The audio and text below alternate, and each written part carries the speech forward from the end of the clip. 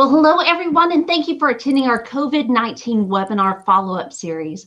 My name is Holly Foxworth. I'm a registered nurse here at Axiom Medical, and I'm also joined by Axiom's Chief Marketing Officer, Dara Wheeler, and Senior Account Manager with SpokenHere, Kim Beck. So welcome to the live stream, ladies. We're so pleased to have you. Thank you, Holly. Hi. We're excited to be here. Yeah. Yes. Well, Thanks. before we get started, let's have you introduce yourselves. Maybe tell us a little bit about your background, and Dara, maybe even speak to the Axiom and SpokenHere partnership that we have. Yeah, great. I'll start and then I'll introduce our guest here. So my name is Dara Wheeler. I am Axiom's Chief Marketing Officer. This is my 14th year with Axiom and Axiom's 21st year in business. So we just celebrated our birthday this week. So happy birthday, Axiom. We're really excited to have our guest here today. She and her team joined us last week for a webinar about using different translations and languages in the workplace and how that having experts really does help that process. Now, Kim and I met many years ago at a conference. We all work these different trade shows and conferences. Axiom has been in business for a long time, and we had partnered with other translation companies over the years. We always were looking for new partners and new ways of approaching language and our translations. So I got to know Kim and the team, and they've been a phenomenal partner ever since. So we're really excited to have them here, and I'll go ahead and pass it over to Kim. Great. Thanks. Thanks, Dara.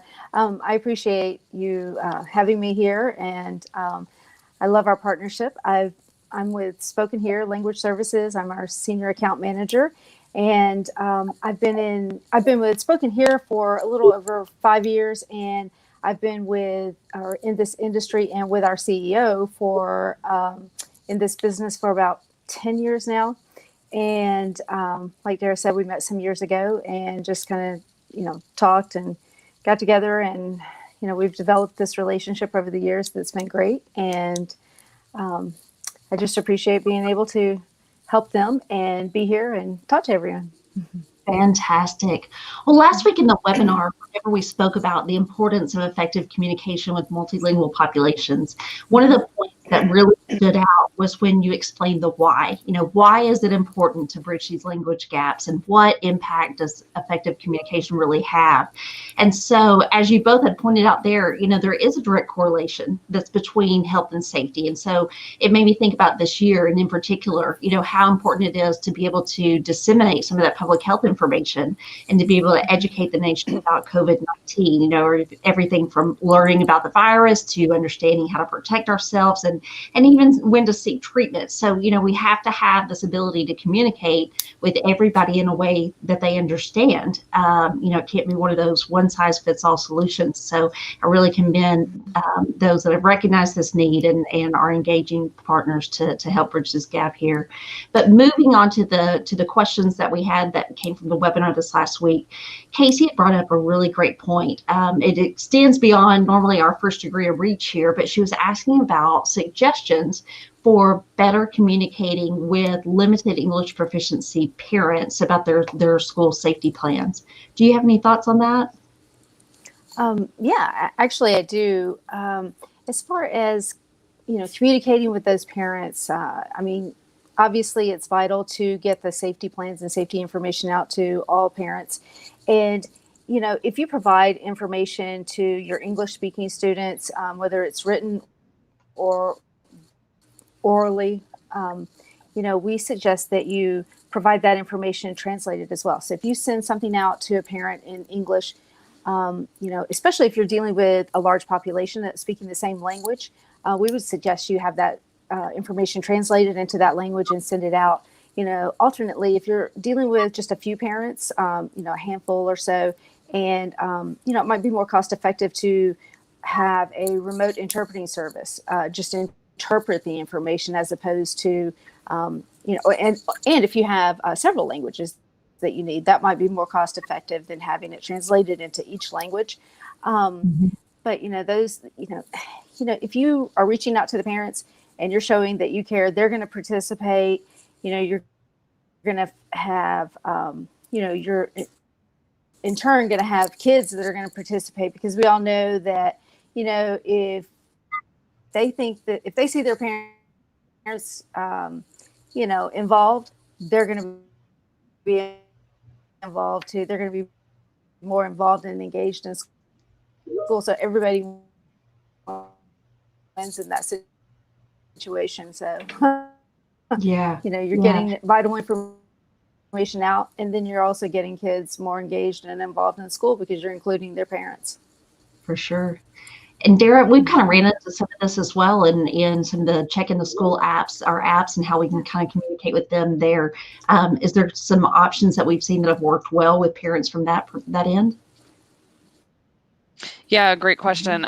So our check in a work and check in a school app that we've got, there are, as we've rolled it out to some new school districts over the last few months, and as they come back to school, depending upon the populations locally for those districts, we are faced with some different. Did you have anything to add? Holly, can you hear me okay? Yeah, I can hear you. Yeah. Okay. Mm-hmm. Yeah. So we are able to add different languages.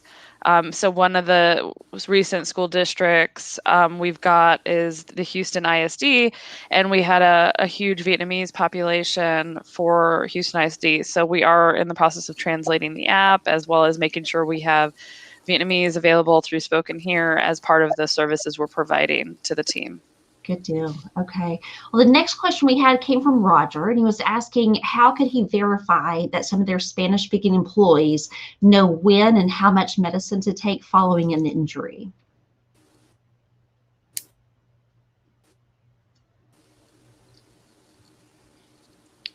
Dara, were you able to hear me okay? Yeah, I can take that. I think Kim's having some internet issues. Yeah. So in terms of the using Spanish-speaking translations and making sure that we've got the right information around medicine and following up an injury, part of the Axiom process when our nurse case managers are following up and discussing injuries with employees, we are gathering information such as their medical history and what happened with the injury, the mechanism of that injury. And when we are speaking to an employee, whether they're an English-speaking employee or they're speaking Spanish, by verifying their medical history, it helps the team determine how we can then proceed with any recommendations around over-the-counter medications, or if they are in a clinic or an emergency room, we can help with the team and make sure that they understand from the clinical perspective how to take the medicine. So what we do is a couple of different things. Because these are typically work-related injuries, what the nurses are doing is they are working with the SpokenHere team to translate and make sure that we are working with a medical translation company that are experts in those translations. And then we also make sure to follow up on any recommendations via writing into the team as well. So whether the supervisor is English speaking, we will make sure that they understand that these recommendations, if it's ibuprofen, what we've recommended, what dosing, and why, and both verbally and in writing follow up with that, as well as using the SpokenHere team to translate specifically for that employee. Holly, I don't know if you've experienced anything else. Yeah, well, I was just going to say in particular, I've thought of several times of where, that same issue has came up even when I would take cases. But, there can be a lot of confusion that's there in terms of the dosage of medications and, making sure that somebody is taking the right amount of medication as you told them to take that. The last thing that you want is for someone to take too much, and then you may have, something of an overdose situation in your hands. And on the other side of that is that if they're not taking it enough or they're not taking it as frequently, then it's not going to have the desired effect of being able to address some of their discomfort. So that piece is big. That was a great question that he was asking about, and really staying on top of things. That's definitely the way to go. Mm-hmm. Kim, it looks like your internet's working a little better now. You want to jump in on that question too? Actually, yes. What you guys said, I was able to hear you, was right on as far as, making sure that you have someone that is a medical interpreter that, has the background of the medical and the language, and, just ensuring that you have accurate information. Another point is making sure that they understand what to happen, if they have an adverse reaction. You don't want them to keep taking medication if they're having a reaction to it. So just making sure they understand not only how much and when to take it, but what to do if there's a problem with something, not to continue and who to contact and when. Really good points. Yeah. Mm-hmm. The next question came from Lacey that was asking about, I guess this would obviously apply to several different environments, but is there a way to translate their safety training videos without having to re-record them? I know that we've run into this issue ourselves whenever we were putting together some of our assets and collateral for some of the check into work and check into school apps, but what's your thoughts, Kim? Are there different ways for them to do that? Yeah, absolutely. There are. First of all, you can, a language service company like us, we could take your video, your transcript, we can translate it, we can voice it over in any language that you want. We can sync it back in to your original video with the, other languages, or we could also translate it and add subtitling to it. And, all of that can be timed and synced back into your original video, and then you can get something right back to you. It doesn't matter what format you do it in. We can handle any of those, and then we send you back a completed video for you ready to deploy, and you don't have to do anything else with it. You just turn around and use it. If you know how to do some of those things and you just want us to do pieces and parts, we could do that as well. But the best way to handle not re-recording it is just letting a language service company either voice it or subtitle it for you. But I really like where she was going with that about making sure that all of their resource documents are available in multiple languages to meet the needs of their individual population. Yeah, definitely. Yeah, like Holly said, we've definitely had some similar experiences and challenges with that as well. When you deploy an app and when you deploy more online resources for clients and those that speak different languages, we have definitely found that we need to up our library and content with making sure they're translated into other commonly used languages. This week, our app release, we're deploying the app in Arabic, French, in addition to our Spanish and English. So always a new experience, especially in Arabic, as you're translating from left to right versus right to left. Right. Or, sorry, the other way around. Right to left versus left to right. Yeah. Exactly. All right. Let's see. The next one, I believe, came from Carol, was asking if we might have or where she could locate a cheat sheet with the most common medical questions, which I'm assuming she means in another language. Yeah, that's an interesting question. Axiom definitely doesn't recommend keeping on hand necessarily medical questions to conduct interviews. We definitely recommend working with experts. It doesn't have to be Axiom, but use an expert in this world of medical and medical translation. It's important to make sure that you're evaluating every situation that's coming through and don't get stuck into any common questions. So you may want to have some common questions in terms of your first aid response or an emergency response. So it wouldn't be a bad idea to have safety or policy questions that you want to ask an employee. Like if you see somebody in distress, being able to potentially ask them if they're okay and make sure that they're safe and protected. But you should definitely use a professional or an expert in both medical or medical translation if that's what you are requiring. Yeah. Holly, have you experienced anything similar? Yeah, I was just going to say the same thing as well. And there's several different aspects that you have to look at as well. First of all, if you're asking the questions, then you have to also understand that there's going to be responses that come with that. So if you didn't know how to ask that in the beginning, then, there's a very likely chance that you may not understand what their response is and be able to take appropriate action. The other piece is, the considerations that come along with some of these treatment things. We talked about first aid and most people think it's very easy to just, tell someone to take some over-the-counter medications, et cetera. But there's a lot more that goes into it. You really are assessing these injuries. You're, evaluating what their allergies are, their past medical history. You definitely wouldn't want to give a medication to someone that, maybe had a history of stomach ulcers or something along those lines. So good questions to keep in mind, but probably want to keep that with the medical people, not to mention, that you're also kind kind of finding out about their personal medical history. Yep. I was going to bring up the same thing. Yeah. Having these conversations, even if you were somebody that was fluent in the language that your employee is speaking, you just have to be very careful about having those private medical conversations and getting any information that could be discriminatory about an employee or used incorrectly for an employee's work. Yeah. And Kim, you brought up a good point last week in the webinar when we were talking about, the use of maybe translation that was there on site, maybe another employee or something along those lines, or actually relying on the family members. Do you want to maybe kind of reiterate what your stance was on that and why that may not be the best idea? Sure. As far as using a family member or a friend, it's not a good idea because especially if you're dealing with a medical situation, they don't have the terminology, they may not understand the terminology the doctors or the providers are, sharing, and may interpret something incorrectly, and you may completely misunderstand your diagnosis or the question, and you just end up with a mess of things. If someone misunderstands one little thing, it could really turn the entire diagnosis, or what someone thinks that a diagnosis is, or what someone thinks the problem is.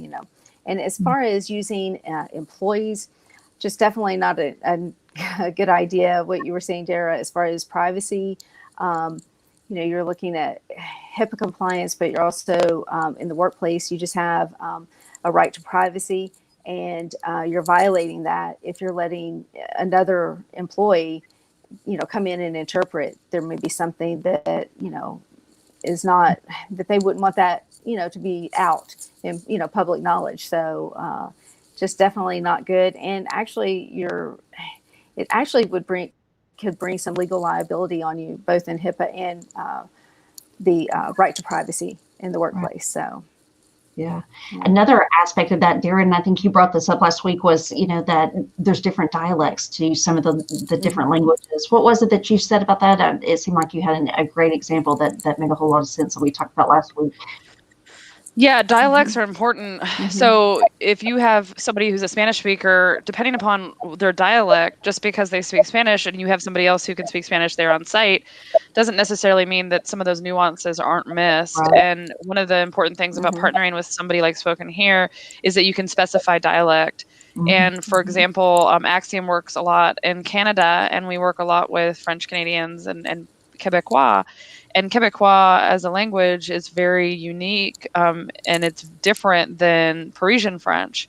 So early days at Axiom, we had an employee that spoke Parisian French and was attempting to translate for the French Canadians that we worked with, and struggled quite a bit because of the nuance in language. And so when we partnered with a language company like SpokenHere, we always ask, can you specifically deal with any dialects like Quebecois or specific Spanish dialects, because we do find a big difference in those nuances.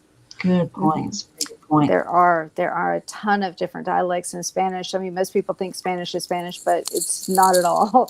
And I say that because that's probably the most commonly used or run across here in the States. You're going to run across someone speaking Spanish, but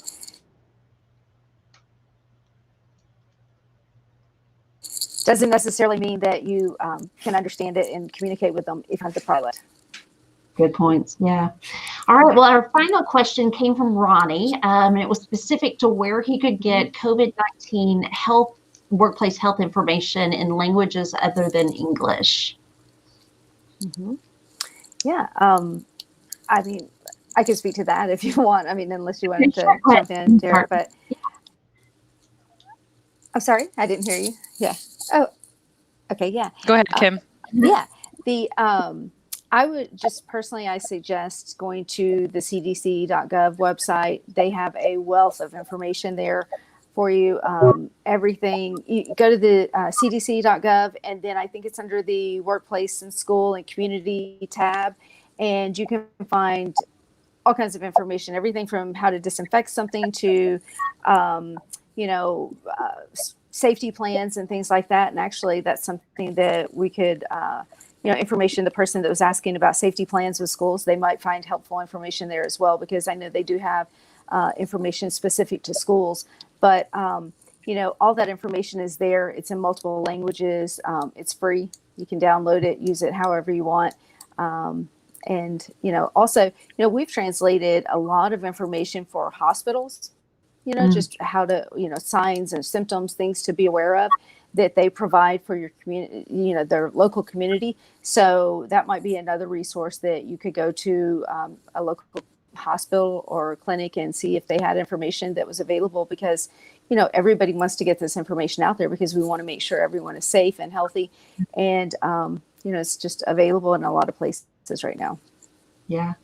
Well, and if you guys are Axiom clients and you were needing some resources there, I think we've got some of our assets that are translated in Spanish as well. So if you need posters or whatever else, we could definitely send you some of those if they were needed. Mm-hmm. Yep, correct. Holly's right, and we can even send files, or if anybody needs a digital copy, we're happy to help support that as well. Yeah, for sure. All right. Well, Darren, Kim, any closing remarks before we conclude? Yeah, thank you very much, Kim, for joining us today. I've really been happy and excited to talk about translation and these ways that we help support employees and different populations. I think it's been really a great partnership, and we very much appreciate you joining us today. For sure. Yes, thank you. I appreciate it. I appreciate the opportunity to help you and your clients and help you guys build better relationships. And that's what we're all about, building better relationships for everyone. And we just appreciate it. Thank you so much. I love it. All right. Well, thank you both for joining. Just a few quick mentions before we do go. Next Thursday, October the 15th at 1:00 p.m. Central, we're going to have another webinar on Are You Prepared for a Workplace Twindemic? So this one is going to cover everything that you're going to need to know for the flu and COVID at the same time. That's where the twindemic part comes in. So we're going to have Dr. Cherry, who's our Chief Medical Officer, and also a critical care specialist. So they're going to go through all of those. They'll run through the differences in symptoms, how you can recognize those, some of the proactive steps that you can take to manage this season, etc. So if you haven't already, make sure that you not only sign up for this, but if you also have questions that you want the experts to answer, send them to us. Just send them to coronavirus@axiomllc.com, and we'll make for sure that those are given to the experts and we answer them live. Also, be on the lookout for our newest white paper, which is Risk Stratification of COVID-19. This one speaks to how it is that you can help your employees identify what their behavioral risk categories are. So that protects them, not only themselves, but also the workplace. And then, obviously, if you have any questions regarding checking to work, checking to school, etc., we're happy to walk you through those. So thanks again. We look forward to seeing you Thursday, October 15th. Bye-bye.